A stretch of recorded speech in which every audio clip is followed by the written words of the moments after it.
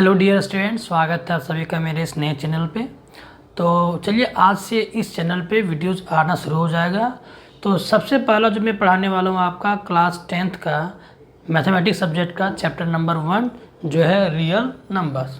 तो ज़्यादा एक्स्ट्रा बातें नहीं करेंगे, डायरेक्ट हम लोग चैप्टर्स पे आएंगे और पढ़ाई करेंगे। ओके, तो सबसे पहली बात कि अगर हम मैथमेटिक्स पढ़ रहे हैं क्लास 10th का, तो कौन कौन सा बुक को हमें फॉलो करना है, कौन कौन सा बुक से पढ़ना है। तो मैं आपको दो बुक रिकमेंड करूंगा। पहला आपका एनसीईआरटी, दूसरा आर.एस. अग्रवाल। देखिए आर.एस. अग्रवाल थोड़ा सा महंगा होता है, मोटा किताब है, क्योंकि इसमें प्रॉब्लम्स ज़्यादा दिए होते हैं। एक टाइप के प्रॉब्लम्स बहुत ज़्यादा दिया जाता है। बट एनसीईआरटी पतला होता है, उसमें ज़्यादा प्रॉब्लम्स दिए नहीं होते हैं। तो कुछ स्टूडेंट का जो है वो जल्दी से कॉन्सेप्ट क्लियर नहीं होता है, उनको ज़्यादा क्वेश्चन सॉल्व करना पड़ता है, तब जाके कॉन्सेप्ट क्लियर होता है। तो उस केस में आप आर.एस. अग्रवाल को ले सकते हैं। अगर हो सके तो आप दोनों बुक रखिए, नहीं तो अगर आप एनसीईआरटी भी रखोगे तो काम चल जाएगा, क्योंकि एनसीईआरटी में आपके क्वेश्चंस कम होते हैं बट सॉरी, लेकिन आर.एस. अग्रवाल में क्या होती है कि आपके क्वेश्चंस ज़्यादा दिए होते हैं। तो आपका आर.एस. अग्रवाल से क्या होगा कि प्रैक्टिस ज़्यादा हो जाएगा। ओके, तो आप दोनों में से जो मन करता है आप रिकमेंड, मैं मतलब जो आपको रखना रख सकते हैं। तो चलिए अब शुरुआत करते हैं चैप्टर का। तो पहला चैप्टर जो है वो रियल नंबर्स है, और रियल नंबर्स क्या होता है पहले वो समझते हैं। तो रियल नंबर्स जो होता है वो सारे नंबर्स होते हैं जो हम अपने डेली लाइफ में यूज़ करते हैं। जैसे 1 2 3 काउंटिंग के लिए हम नेचुरल नंबर यूज़ करते हैं, 1 2 3 4 इस तरह से। फिर जब हमें कहीं लिखना रहता है कोई नंबर, तो वहाँ जीरो भी हम यूज़ करते हैं। देखते हैं कि हमारे पैसों में जब हम नोट्स देखते हैं उसमें जीरो लिखा होता है, और अगर 100 है उसमें एक जीरो बढ़ा दे तो वो 1000 हो जाता है। तो बहुत ज़्यादा मतलब होता है जीरो का, तो जीरो भी एक रियल नंबर है। इसी तरह हम देखते हैं कि टेम्परेचर किसी ऑब्जेक्ट का, कहीं कहीं किसी प्लेस का टेम्परेचर माइनस में चला जाता है।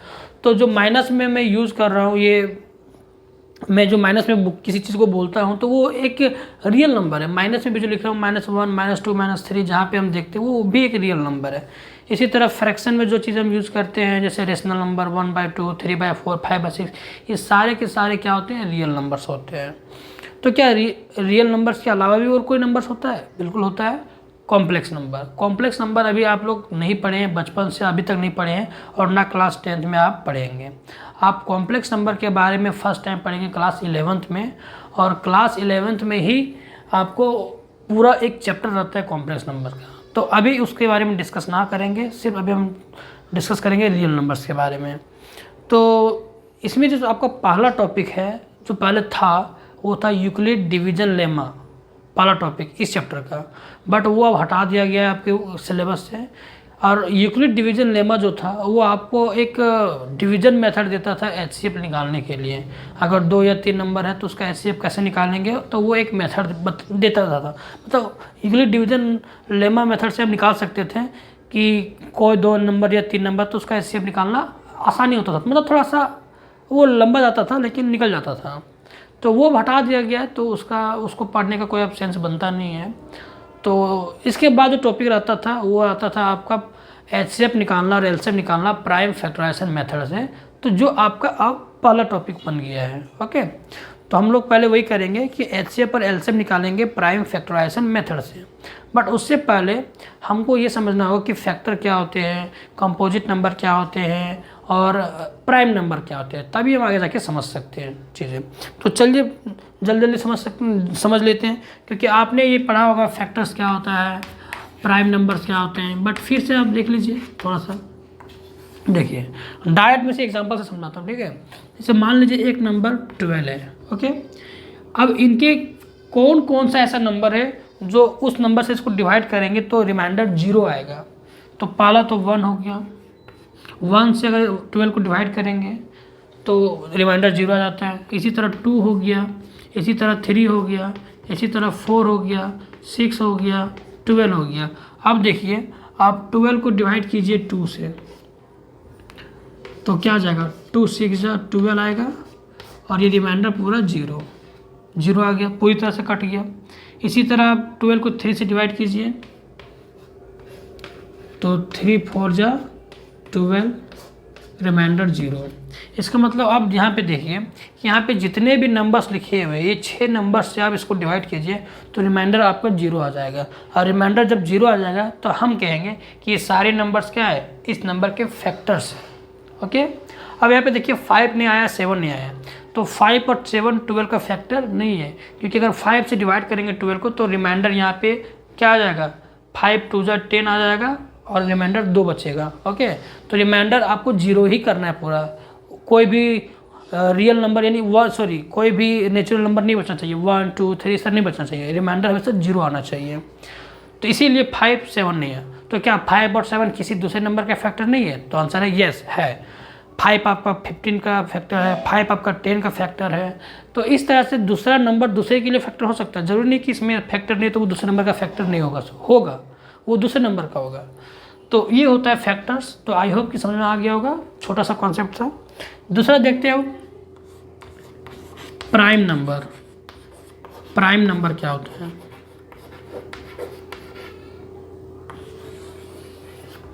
तो चलिए आप समझते हैं प्राइम नंबर को। तो चलिए आप समझते हैं हम लोग प्राइम नंबर और कंपोजिट नंबर क्या होता है। तो देखिए, एक मैं एग्जांपल लिया कुछ, जैसे 2 का 2 ही फैक्टर होगा, एक तो 1 होगा और 2 से कटेगा। इसी तरह 3 का देखिए, एक 1 होगा फैक्टर और दूसरा 3 खुद। इसी तरह 5 देखिए तो 1 से कटेगा और 5 से है। 7 को देखिए 1 से कटेगा 7 से। इसका मतलब ये चारों नंबर ऐसा नंबर है। इसी तरह और आगे नंबर आएंगे, जैसे 11 13 और भी सारे आएंगे। तो ये सारे नंबर ऐसे नंबर हैं जिनके केवल 2 ही फैक्टर हैं, मतलब वो नंबर एक 1 है और दूसरा वो नंबर खुद है। यही 2 नंबर से ये पूरी तरह से कटेगा और रिमाइंडर 0 बचेगा। यहाँ पे देखिए 5 3 से नहीं कटेगा, वो रिमाइंडर 0 नहीं आने वाला, तो वो फैक्टर नहीं है। तो वैसे नंबर जिनके केवल 2 ही फैक्टर होते हैं उनको हम बोलते हैं प्राइम नंबर। और पहला क्या हो जाएगा, एक 1 खुद रहेगा फैक्टर और दूसरा वो नंबर। ओके, दूसरा देखिए कंपोजिट नंबर। कंपोजिट नंबर क्या होते हैं? तो यहाँ पे देखिए 4 और 6। तो 4 के 1 2 और 4 फैक्टर्स आते हैं, क्योंकि 1 से और 2 से और 4 से पूरी तरह से कट जाएगा। इसी तरह 6 देखिए 1 2 3 और 6 से पूरी तरह से कट जाएगा। तो यहाँ पे हम देख पा रहे हैं कि यहाँ पे 2 से अधिक फैक्टर्स आ रहे हैं। 1 और वो नंबर खुद तो है, उसके अलावा और भी फैक्टर्स आ रहे हैं। यहाँ पे देखिए 2 आ गया, यहाँ पे 2 और 3 आ गया। इसी तरह 12 को देखिए, तो 12 में देखिए 1 और 12 के अलावा 4 और ऐसे फैक्टर्स आ गए जिससे ये डिवाइड हो जाता है। इसका मतलब कि कुछ ऐसे नंबर्स आते हैं जिनके 2 से अधिक फैक्टर्स होते हैं, उनको हम बोलते हैं कंपोजिट नंबर। तो प्राइम नंबर और कंपोजिट नंबर में 2 अंतर यही है, मतलब छोटा सा अंतर यही है कि प्राइम नंबर में से केवल 2 ही फैक्टर्स होते हैं और कंपोजिट नंबर के 2 से अधिक फैक्टर्स होते हैं। ओके, तो आई होप कि ये क्लियर हो गया होगा, क्योंकि ये आप पढ़ चुके होंगे क्लास 7 8 9 में। तो मैंने ज़्यादा डिटेल से बताया नहीं, थोड़ा फास्ट बताया। ओके, ये बेसिक चीज़ें थी। तो अब हम लोग जो नेक्स्ट टॉपिक देखेंगे वो है हमारा कि हम किसी भी कंपोजिट नंबर को उसके प्राइम फैक्टर्स के प्रोडक्ट के रूप में कैसे लिखेंगे। ओके, तो चलिए उसको समझते हो। एक नंबर ले रहा हूँ, जैसे एक्सरसाइज 1B देखिए। तो मैं किसी नंबर को कैसे प्राइम फैक्टर्स में एक्सप्रेस करते पहले मैं वो बता रहा हूँ, ठीक है।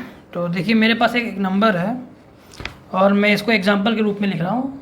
तो देखिए question number 1, express the following as a product of prime factors, ठीक है। Express each of the following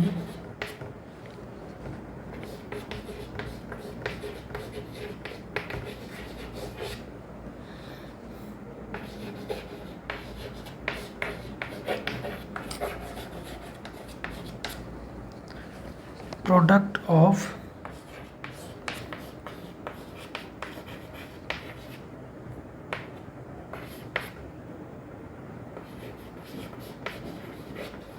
देखिए पहला जो आपका दिया हुआ क्वेश्चन वो है 105, ठीक है। तो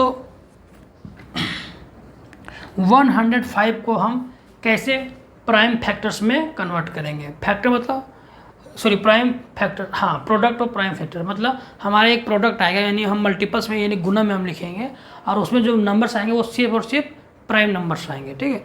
तो चलिए देखते हैं कैसे करेंगे। तो सबसे पहले हम क्या करेंगे, 105 लिखेंगे। ओके, और इसको हम पहले देंगे 2 से। जैसे आप एलसीएम करते हो ना, एलसीएम निकालते हो ना, उसी तरह सबसे पहले 2 से देंगे क्योंकि 2 एक प्राइम नंबर है। तो ये 2 5 जा 10 जाएगा, बट 2 से ये पूरा तरह से नहीं कट रहा है, तो 2 से नहीं 3 से देंगे। ओके, ये हो जाएगा 3 3 जा 9 1 और यहाँ हो गया 15, तो 3 5 जा 15। ठीक है, ऐसे यानी डिवाइड कर रहे हैं। ठीक है, कुल मिला के क्या कर रहे हैं, डिवाइड कर रहे हैं। और डिवाइड करते हैं तो हम यहाँ पे रिमाइंडर नहीं लिखते हैं, क्योंकि देखो 3 लिखे 15 और रिमाइंडर कितना बचा वो नहीं लिखते हैं। ओके, तो इसी तरह फिर 3 से जाएगा, 3 1 जा 3 और आगे जाएगा क्या, नहीं, यानी अब 3 से नहीं जाएगा। तो अब किससे करना है, अब देखिए अगर 3 से नहीं जा रहा है तो 4 से देखना है, तो 4 से भी नहीं कटेगा ये 35। उसके बाद यानी पूरी तरह से कट जाना चाहिए, कोई भी रिमाइंडर बचना नहीं चाहिए। ठीक है, तो यहाँ पे अगर 4 से देखेंगे तो नहीं जाएगा, तो 5 से ट्राई करते हैं।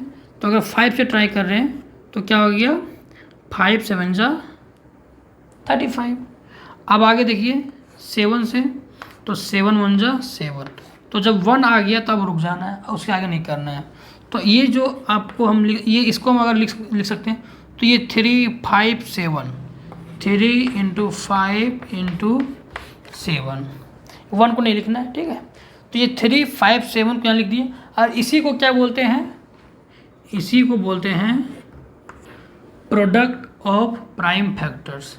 प्रोडक्ट ऑफ प्राइम फैक्टर्स, देख रहे ना, ये गुणम यानी प्रोडक्ट है और किसका है, प्राइम फैक्टर्स का। देखिए 3 भी प्राइम नंबर है, 5 भी प्राइम नंबर है, 7 भी प्राइम नंबर है, और देखिए तीनों इसका फैक्टर है। 3 से 105 कट जाता है, देखिए 3 से 105 को डिवाइड कर दिए। इसी तरह 5 से 105 पूरी तरह से कट जाएगा, आप करके देख लो, 5 2 10, 5 1 जा 5। ठीक है, इसी तरह 7 से भी कट जाएगा। इसका मतलब तीनों तो इसका फैक्टर है और प्राइम नंबर भी है और प्रोडक्ट में लिखे, तो इसी को बोलते हैं product of prime factors. Prime factors है और उसका प्रोडक्ट है। तो किसी भी नंबर को हम, यानी ये कंपोजिट नंबर हुआ, और कंपोजिट नंबर को हम उसके प्राइम फैक्टर्स में हम एक्सप्रेस कर सकते हैं इस तरह से। ठीक है, इसी तरह देखिए एक और एग्जांपल, दूसरा आपका है 462। तो कैसे करेंगे, 462 लिखिए और सबसे पहले देना है 2 से। सबसे छोटा जो होता है वह 2 से देते हैं। ये आप क्लास 7 8 9 में पढ़ते आएंगे इस स्टेप को, कैसे करते हैं, एलसीएम कैसे निकालते हैं। तो मैं ज़्यादा डिटेल में नहीं बता रहा हूँ। ठीक है, अगर आपको नहीं आता होगा तो आप किसी भी यूट्यूब में किसी भी चैनल का जो लेक्चर होगा वो एलसीएम सर्च मारिएगा या फिर प्राइम फैक्टराइजेशन, वो निकल के आ जाएगा और वहाँ पे आपको सारा डिटेल से बता देगा। बट यहाँ पे आप अगर सीखना चाहते हैं तो सिंपल सा आप सीखिए कि किसी भी नंबर का अगर प्राइम फैक्टराइजेशन करना है तो उसमें यानी प्राइम नंबर ही आना चाहिए सिर्फ, और प्राइम नंबर सिर्फ आएगा तो उसमें सबसे छोटा नंबर जो प्राइम नंबर होता है वो 2 ही होता है। तो सबसे पहले 2 से ट्राई करेंगे, अगर 2 से नहीं कटेगा तो आगे देखेंगे 3 से देखेंगे, अगर 3 से नहीं कटेगा तो 4 से देखेंगे, मतलब 4 तो आएगा नहीं क्योंकि वो तो कंपोजिट नंबर आता है, तो 5 से देखेंगे। ठीक है, तो सबसे पहले हम ट्राई करते हैं 2 से। देखिए 2 2 जा 4, 2 3 जा 6 एंड 2 1 जा 2, कट गया। इसी तरह 2 से जाएगा, फिर देखिए अगर बहुत बार यानी अगर मल्टीपल टाइम्स अगर 2 से जा रहा है तो आपको करना है, नहीं जाता कोई दिक्कत नहीं। तो यहाँ पे अगर एक बार में गया उसके बाद नहीं जा रहा, देखिए ये कटेगा बट ये नहीं कटेगा, यानी ये 2 से नहीं जाएगा। तो अब 3 से ट्राई करते हैं, तो 3 7 जा 21 और यहाँ पे बचा 2, क्योंकि 23 था तो 21 आया तो 2 बचा, और यहाँ हो गया 2, यहाँ पे जाएगा तो 21 हो गया, और 3 7 जा 21 फिर से। तो ये देखिए ये आ गया। अब 3 से नहीं जाएगा क्योंकि ये 3 से कटेगा ही नहीं। अब देख लेना करके, वो डिवाइड करके ऐसे इधर लिखना 77 और 3 से करो तो ये परफेक्ट आपका नहीं कटेगा, रिमाइंडर 0 नहीं आएगा। ठीक है, तो 4 से तो जाएगा नहीं, 5 से नहीं, 6 से नहीं, 7 से देखो, तो 7 1 जा 7, 7 1 जा 7। ओके, अब इसी तरह 8 9 तो होगा नहीं, 10 भी नहीं होगा क्योंकि ये सब कंपोजिट नंबर है। तो अगला जो आ गया 11, यानी 11 1 जा 11। ठीक है, अब 1 आ गया तो छोड़ देना है। अब कैसे लिखेंगे, 2 3 7, यानी इधर का जितना है सब सब यहाँ लिखना है। 2 गुना 3 गुना 7 इंटू 11। तो आप यहाँ पे देख पा रहे हैं इसमें ना जितने भी नंबर्स आए हैं वो सारे के सारे प्राइम नंबर्स हैं। 2 prime number, 3 prime number, 7 prime number, 11 prime number, और ये प्रोडक्ट में आ रहा है। ठीक है, तो प्रोडक्ट ऑफ प्राइम फैक्टर्स, क्योंकि ये फैक्टर्स है, देखिए इसको अगर हम 2 से डिवाइड करेंगे तो पूरी तरह से कट जाएगा, इसको 3 से डिवाइड करेंगे तो पूरी तरह से कट जाएगा, इसको 7 से डिवाइड करेंगे तो पूरी तरह से कट जाएगा, और रिमाइंडर सब में 0 बचेगा। इसको अगर 11 से करेंगे तो ये भी पूरी तरह से कट जाएगा। तो ये तो प्राइम नंबर भी है प्लस कि इसका फैक्टर भी है और प्रोडक्ट भी लिख रहे हैं, इसीलिए इसको क्या बोलते हैं, प्रोडक्ट ऑफ प्राइम फैक्टर्स।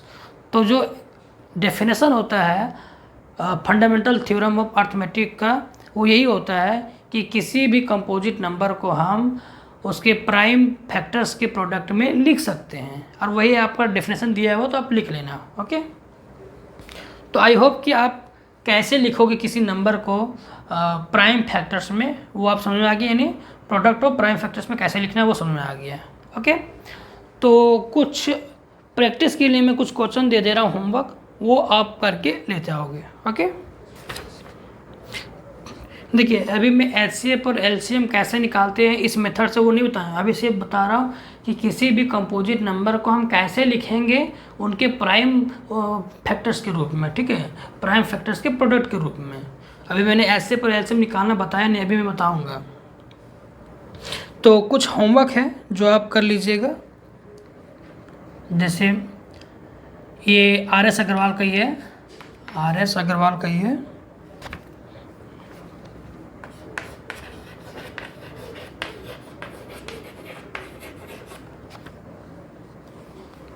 और ये एक्सरसाइज है आपका 1B। Okay, R S. Agarwal book का एक्सरसाइज 1B है, और क्वेश्चन नंबर 1 से लेकर 3 तक, क्वेश्चन नंबर 1 to 3 ये आपका रहेगा होमवर्क। क्वेश्चन वही है, एक्सप्रेस। देखिएगा अब क्वेश्चन अगर पढ़िएगा तो तीनों का तीनों क्वेश्चन जो है उसको आपको प्राइम ऑफ प्राइम फैक्टर्स के रूप में, sorry product of prime factors के रूप में एक्सप्रेस करना है। जब भी मैंने बताया था ना कि किसी भी कंपोजिट नंबर को कैसे उसके प्राइम फैक्टर्स के प्रोडक्ट में लिखते हैं, उसी तरह ये क्वेश्चन नंबर 1 से लेकर 3 तक है, वो आप कर लेना। ओके, अगर किसी के पास बुक नहीं होगा तो मैं क्या करूँगा, इसका जो क्वेश्चन है उसका मैं साइड में स्लाइड लगा दूँगा, तो आप नोट कर लेना। ठीक है, तो ये हो गया। तो आज के लेक्चर में इतना ही रखते हैं, क्योंकि फर्स्ट लेक्चर है तो ज़्यादा लंबा मैं करना नहीं चाहता हूँ। आज में हमने यही एक टॉपिक समझा कि कैसे किसी कंपोजिट नंबर को उसके प्रोडक्ट मतलब प्राइम फैक्टर्स के प्रोडक्ट में कैसे एक्सप्रेस करते हैं, और दूसरा कुछ कंपोजिट नंबर क्या होता है, प्राइम नंबर क्या होता है, फैक्टर्स क्या होते हैं, वो समझा। ठीक है, अब नेक्स्ट लेक्चर में हम इसका यूज करेंगे और एचसीएफ और एलसीएम निकालना सीखेंगे। ओके, तो मिलते हैं नेक्स्ट लेक्चर में, तब तक के लिए थैंक यू।